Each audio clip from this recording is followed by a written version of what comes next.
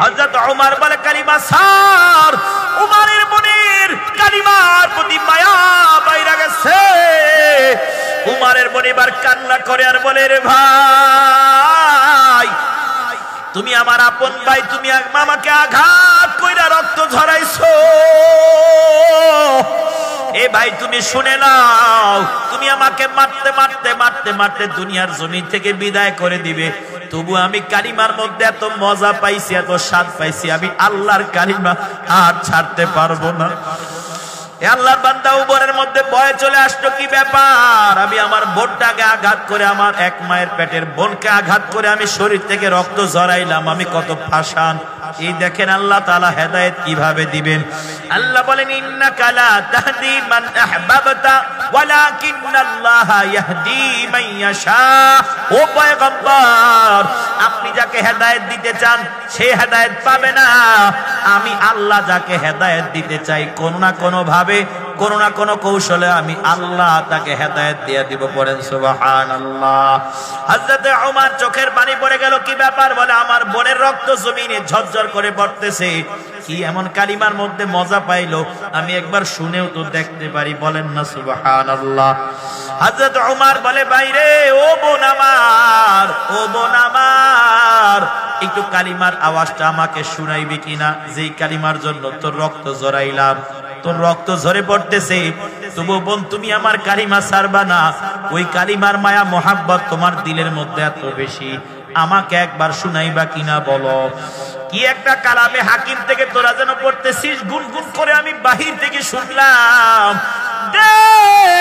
ওই কালামটাকে আমি একবার একটু তিলাওয়াত কইরা দেখতে চাই। আল্লাহু আকবার, সবাই বলেন আল্লাহু আকবার। হযরত ওমরের বোন বলে, ও ভাই না না, তুমি যে অবস্থায় আছো তোমাকে আল্লাহর কালাম ধরতে দেওয়া যাবে না। বলে কেন? বলে আল্লাহর কালাম হইলো একটা পবিত্র জিনিস, আর তোমার ঈমান নাই, তুমি নাপাক, তোমার শরীর নাপাক, তোমার অন্তর নাপাক। বলে কি করতে হবে? আল্লাহর কালামটা পড়তে হলে আমি সব কিছু করতে রাজি। বলে তুমি গোসল করো, তুমি ওযু করো, তোমাকে আমি মায়ার নবীর কাছে নিয়ে যাই। হযরত ওমর রাজি হয়ে যায়, বলে চলো। যেই কালামের তিলাওয়াতটা এত মজা, ওই কালাম তিলাওয়াতকারীকে যার উপর নাজিল করছে সে জানে কত মজার পয়গম্বর। কিতাবের মধ্যে রেখে হযরত ওমরের বোন ওমরকে নিয়ে তার ভগ্নিপতি এবং সাহাবী মিলে আল্লাহর পয়গম্বর যেই ঘরের মধ্যে অবস্থান করতেছে সেই ঘরের বাহিরে দাঁড়াইয়া যায়।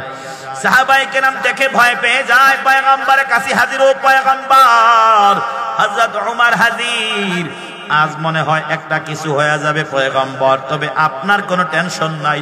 আমরা সাহাবায়ে কেরাম থাকতে, আমাদের জীবন থাকতে ওমরকে আপনার কাছে এসে আঘাত করতে দিব না।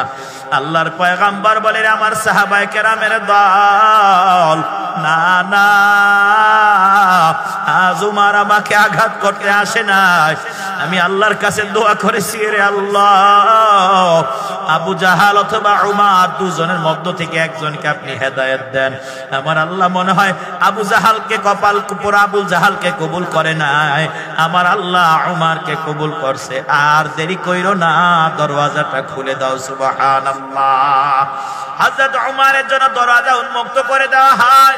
দৌড়াইয়া মায়ার নবীর সামনে হাজির। হযরত ওমর আল্লাহর পয়গম্বরের সামনে হাজির হইয়া বলে, ওগো পয়গম্বর, এতদিন মুহাম্মদ মুহাম্মদ মুহাম্মদ মুহাম্মদ শুনছি, আজ আপনার চেহারাটা দেখা, আপনার চেহারার মধ্যে এত মায়া, আপনার চেহারার মধ্যে এত স্বাদ, আপনার চেহারার মধ্যে এত মায়া। গো পয়গম্বর, ও পয়গম্বর, যে ওমর আমি আপনার মাথা মুবারক নেওয়ার জন্য তরবারি নিয়ে আসলাম, ও হযরত পয়গম্বর, আমি আমার তরবারিটা আমি দ্বীনের জন্য উৎসর্গ করলাম, আমি আমার নিজের মাথাকে দ্বীনের জন্য উৎসর্গ করলাম।